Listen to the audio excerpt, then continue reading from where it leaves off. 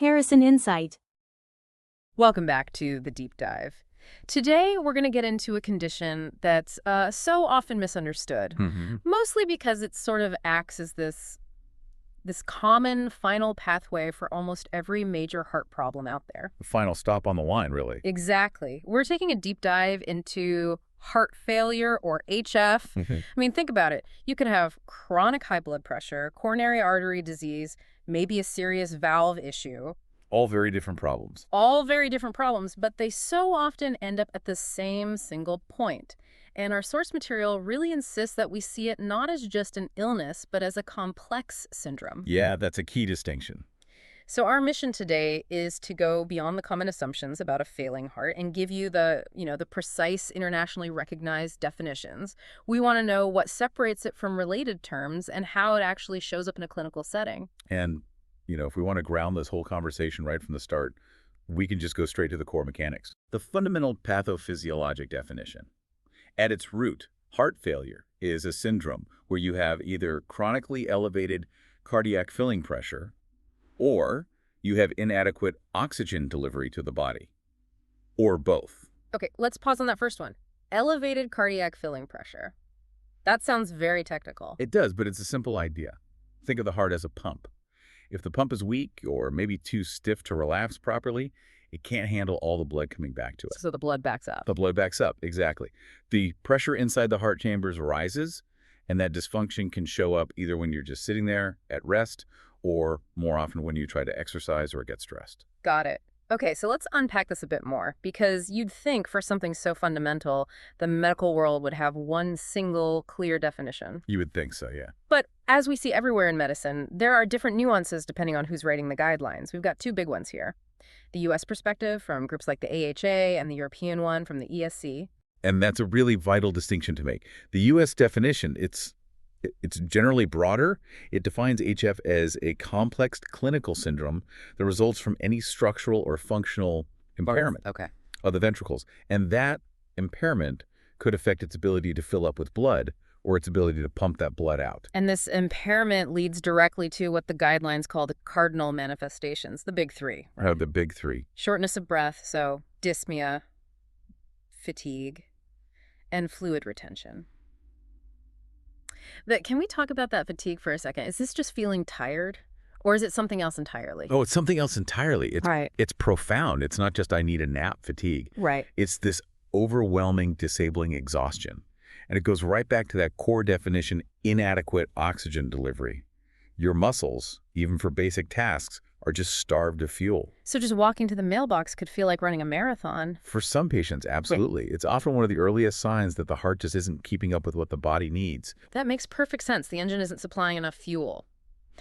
So how does the European Society of Cardiology, the ESC, look at this? Is it the same checklist? They're looking for the same underlying problem, but their clinical emphasis is just a little different. How so? The ESC definition also centers on a structural or functional abnormality, but they make a very clear split between typical symptoms like breathlessness and fatigue and distinct signs. Signs meaning things a doctor can actually observe. Exactly. Things you have to physically see or hear during an exam. They prioritize things like elevated jugular venous pressure. That's the bulging vein in the neck. That's the one. It shows high pressure on the right side of the heart. They also look for pulmonary crackles, that's the sound of fluid in the lungs, and peripheral edema, which is that visible swelling in the ankles and legs. What's fascinating there is that the U.S. definition feels more weighted toward the patient's experience, the symptoms, while the European one seems to lean more on those objective physical exam findings, the signs. Why the different priority? I think it just illustrates the clinical challenge. The ESC approach is maybe a bit more rigorous for a formal diagnosis because an objective sign like that neck vein, it's very specific for fluid overload from the heart. It helps rule out other things that can cause fatigue. I see. But at the end of the day, both definitions land in the same place. These signs and symptoms are all caused by that structural problem, which leads to reduced cardiac output or those high pressures we talked about. Okay, that clarification is huge. But for most people listening, the term they probably know is the older one, congestive heart failure, CHF. Right. It seems like the medical world has mostly dropped the C. why is just heart failure, or HF, the better term now? Yeah, that's a great point. It's purely about precision. The word congestive implies that there has to be volume overload, congestion. The fluid backup, the swelling, all of that. The classic picture, exactly. Yeah. But our sources make it really clear that a lot of patients present with heart failure, but they don't actually have signs of volume overload. So they're not congested yet. Not yet. They might have, say, a very stiff heart that can't relax, which causes pressure problems, but they don't have the swelling. So if we stuck with CHF, we'd actually be excluding patients who clearly have the syndrome. Heart failure is just the better, more accurate umbrella term. That helps a lot. But what about other terms I might see in medical notes? Things like cardiomyopathy or left ventricular dysfunction. Are those just other ways of saying heart failure? No, and this is a really crucial hierarchy to understand. They're related, but they are not the same thing. Okay. Cardiomyopathy and left ventricular dysfunction are more general terms. They describe the underlying problem with the heart muscle itself. So the broken engine. Exactly. Cardiomyopathy is the diseased heart muscle, the broken engine. Heart failure, on the other hand, is the outcome of that broken engine. It's the whole car failing to move because the engine can't do its job. So you can have the underlying condition without the full-blown syndrome. Precisely. You can have a mild degree of left ventricular dysfunction, a slightly underperforming engine, without having all the debilitating symptoms and signs that define the heart failure syndrome. HF is the result.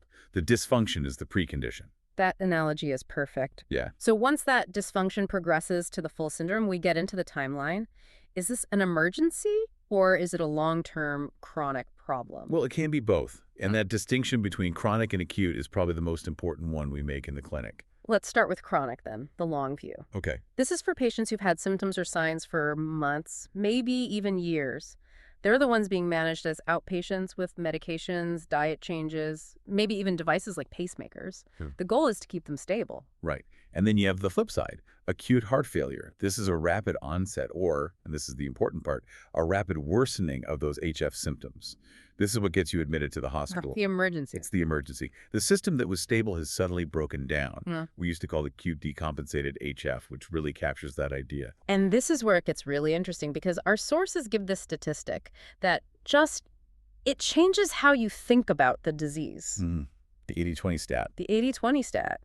You'd think acute HF means a brand new out-of-the-blue diagnosis. That's the common assumption, yeah. But the sources say that the vast majority, about 80% of acute HF episodes, are actually just a worsening of someone's existing chronic condition. Exactly. That statistic is so critical. Only about 20% of the cases we see in the hospital are truly new-onset heart failure. Wow. So 4 out of 5 times, it's not a new problem, it's an old problem that's flared up. Precisely. The established patient losing control is far, far more common than the brand new diagnosis. So what does that mean in the emergency room? When a patient comes in, does that 80% statistic change the immediate game plan? Oh, it changes everything. Yeah. It means the team's first job isn't diagnosing the underlying heart problem that's usually already known. Their job is to find the trigger. The straw that broke the camel's back? Exactly. Did the patient stop taking their meds? Did they eat a really salty meal? Did they get an infection like pneumonia? We're not diagnosing heart failure from scratch. We're trying to figure out what pushed their system over the edge. That's a huge shift in perspective. Yep. So let's talk about that smaller group then, the 20%, the new onset cases. What kind of major event can hit a healthy heart so hard that it goes straight into acute failure? Yeah, for that 20%, it's usually a major sudden stressor. The sources detail 4 main causes. Okay. First is acute coronary syndrome, a heart attack. A huge chunk of heart muscle suddenly dies from lack of blood flow, and the pump is immediately crippled. Makes sense. Second is acute valvular dysfunction. A heart valve literally tears or ruptures, and blood flow becomes chaotic and backs up instantly. Okay.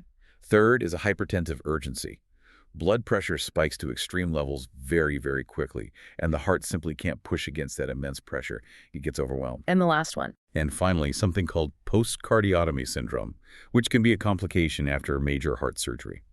There are all these sudden, intense insults the heart has no time to adapt to. And within that acute situation, there's the most severe presentation you can have.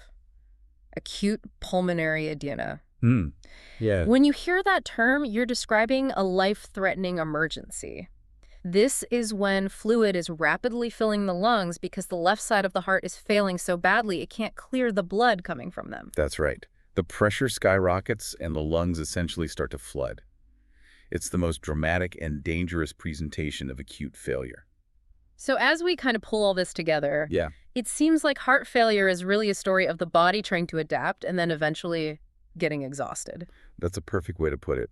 It's the body's response to an injury, whether that injury is a heart attack or years of high blood pressure. It really is the common endpoint, that final pathway we talked about at the start. And understanding that difference between the chronic, stable management phase and that acute decompensation is, well, it's everything. Yeah. It determines whether you're making a small medication tweak or you're in a life or death crisis.